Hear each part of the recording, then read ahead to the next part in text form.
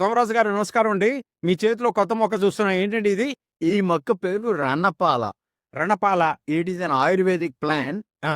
More than 200 common diseases కి ఈ మొక్క పనికొస్తుందండి. అబ్బబ్బా!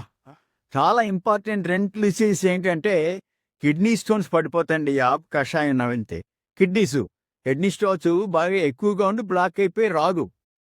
ఇది తినటం వల్ల 15-20 రోజులు ఈ కషాయం నవిలేస్తే కొంచెం ఘాటుగా ఉంటుంది. పరగడుపున నవిలేస్తే తర్వాత ఆ స్టోన్ సైజ్ తగ్గిపోయి పడిపోతుంది. ఓహ్!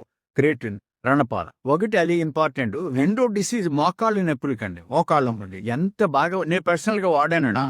ఎలా మోకాళ్ళ నొప్పులన్నీ సాధారణంగా ఓవర్ ఏజోలు వస్తుంది, ఏజోలు వస్తుంది. ఆ. ఒకసారి నేను మా ఊరు వెళ్ళి మోర్ దెన్ ది నార్మల్ కంటే ఎక్కువ కశ్మీరీ ఫిజికల్ వర్క్ చేశా. ఆ రోజున వచ్చాను నేను కంప్లీట్ చేద్దాం ల్యాబొరేటరీ చేయించాలి. మధ్యాహ్నం వెళ్ళిపోయిన నేనే కష్టపడి చేశా.